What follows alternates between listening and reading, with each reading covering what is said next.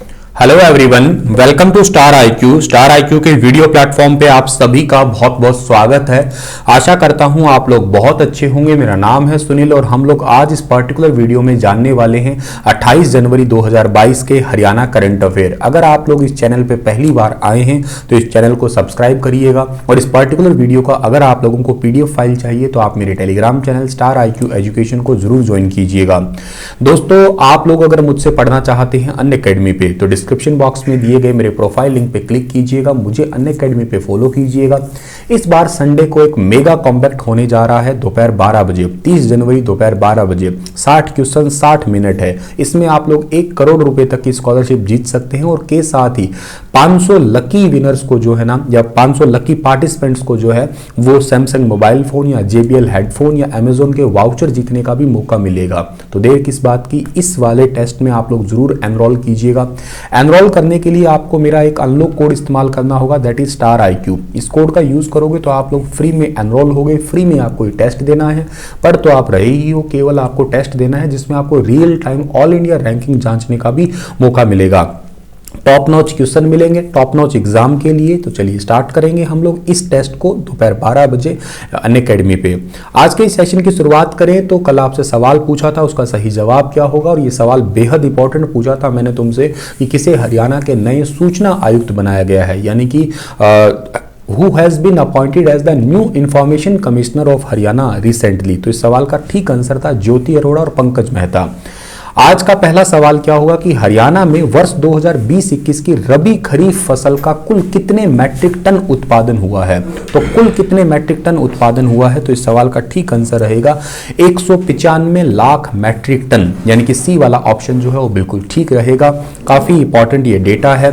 2020-21 की रबी खरीफ फसल का कुल उत्पादन 195 लाख मैट्रिक टन है और प्रति वर्ष जो है ना वो खाद्यान्न और दूध का उत्पादन में देखा जाए तो तकरीबन 117 लाख टन से ज्यादा है। अगर आंकड़ों की बात करें तो 1142 ग्राम प्रतिदिन जो है ना वो दूध की उपलब्धता है हरियाणा के अंदर। ये आंकड़ा है 1 जून का आर्थिक सर्वेक्षण का, लेकिन उसके बाद में जुलाई में ये आंकड़ा आया था तो उसका आंकड़ा था 1344। ठीक है, तो दोनों ऑप्शन में अगर आता है तो आप लोगों को इसी पे ही जो है ना वो फोकस रखना है। अदरवाइज ज्यादा मेरे हिसाब से यही आएगा, क्योंकि आर्थिक सर्वेक्षण वाला जो है ना वो डेटा आने की संभावना ज्यादा रहती है पेपर में। हरियाणा के किस जिले में विश्व का पहला सौर ऊर्जा संचालित हब बनाया जाएगा। बहुत इंपॉर्टेंट क्वेश्चन है। In which district of Haryana will the world first solar powered hub be built. तो इस सवाल का ठीक आंसर रहेगा हिसार। हिसार के अंदर बनाया जाएगा। एविएशन हब का काम पूरा होने के बाद बड़े जहाजों की मरम्मत करने के लिए दुबई या सिंगापुर जाने की जरूरत नहीं है। इन जहाजों की मरम्मत करने के लिए हिसार में ही वो सुविधा मिल जाएगी। इसके लिए एविएशन हब के अंदर 100 से 200 एकड़ जमीन पे एक इंटीग्रेटेड कार्गो हब का निर्माण किया जाएगा। इसकी घोषणा की है रिसेंटली जो है वो दुष्यंत चौटाला ने। तो आपको ये जरूर अच्छे से याद कर लेना है, ठीक है। और हिसार में ही इंटरनेशनल लेवल का 10,000 फीट का रनवे मई 2022 तक जो है वो पूरा होने की बात है। इसके लिए 900 करोड़ रुपए की रिसेंटली भी घोषणा की गई थी। डिप्टी सीएम जो कि एविएशन डिपार्टमेंट को भी संभालते हैं और ये पूरी तरीके से सोलर एनर्जी से चलने वाला एविएशन हब होगा, जो कि दुनिया का सौर ऊर्जा से चलने वाला पहला एविएशन हब है। हमारे भारत के अंदर सोलर एयरपोर्ट चलने वाला कोची एयरपोर्ट है, याद रखना, भारत का पहला एयरपोर्ट है कोची, जो कि सौर ऊर्जा से चलने वाला है। और ये दुनिया का पूरा कंप्लीट, वो इतना बड़ा नहीं, वो एक्चुअली आपका इंटरनेशनल लेवल पे आप लोग उसको पुकारते तो हैं, हालांकि वो इंटरनेशनल एयरपोर्ट है कोची एयरपोर्ट, लेकिन जो है वो कंप्लीट नहीं है। ये कंप्लीट एविएशन हब जो है सोलर एनर्जी पे चलने की बात है। और इस योजना को शुरू करने के लिए हरेडा से एक कार्य योजना तैयार करने के लिए कहा गया, जहां पे 80 मेगावाट बिजली के लोड का आंकलन जो है वो किया जाएगा तकरीबन। हिसार दिल्ली के बीच में डेडिकेटेड रेलवे कॉरिडोर बनाने का भी प्रस्ताव है, जहां 180 किलोमीटर प्रति घंटा की रफ्तार से एक ट्रेन चलेगी। और ये आपकी मेट्रो ट्रेन बड़ी खास होने वाली है, क्योंकि हिसार से दिल्ली की जो दूरी है वो तकरीबन 4 घंटे का सफर है, उसको कम करके लगभग 1.5-2 घंटे में ही कंप्लीट कर देगी, आधा समय ही लेगी बाद में। और भारत के एविएशन डिपार्टमेंट को संभालते हैं ज्योतिरादित्य सिंधिया और हरियाणा के एविएशन डिपार्टमेंट को संभालते हैं दुष्यंत चौटाला। इंग्लैंड के न्यूज़पेपर द गार्जियन ने हरियाणा के किस व्यक्ति को कुप्रथाओं से लड़ने वाला मिशन मैन के रूप में प्रकाशित किया है? तो इस नाम को तो आप लोग अपने आप में पहचान ही जाते हैं आप, ठीक है। इस नाम का सही जो इस सवाल का जो सही आंसर आप दे पाएंगे वो है सुनील जागलान। ये हरियाणा के जींद जिले के बीबीपुर गांव के रहने वाले हैं। इनको मिशन मैन सुनील जागलान के नाम से जाना जाता है। इस हेडलाइन से दुनिया के सबसे विश्वसनीय और इंग्लैंड के न्यूज़पेपर द गार्जियन ने प्रकाशित किया है इनको। ये भारत की कई सारी कुप्रथाओं से लड़के इनको खत्म किया इन्होंने। अब कौन कौन सी कुप्रथा खत्म की आपको सबको पता ही है, जैसे बेटियों को इतना वैल्यू ना देना, बेटियों के नाम से घर के आगे जो है ना वो नेम प्लेट ना लगाना, या जो महिलाओं के पीरियड चार्ट्स हैं उनके बारे में बात ही ना करना। इसके अलावा जो है ना सेल्फी विद डॉटर, अभी रिसेंटली 9 दिसंबर 2021 को जो है ना सेल्फी अगेंस्ट डोरी, यानी कि जो बिना दहेज के सेल्फी ले, बिना दहेज की शादी करता है फिर सेल्फी लेता है उसको सम्मानित किया जाएगा। तो ये काफी सारी छोटी छोटी कुप्रथाएं हैं उनको खत्म किया। इस चीज को जो है ना अपनाया भी है। किसने अपनाया है?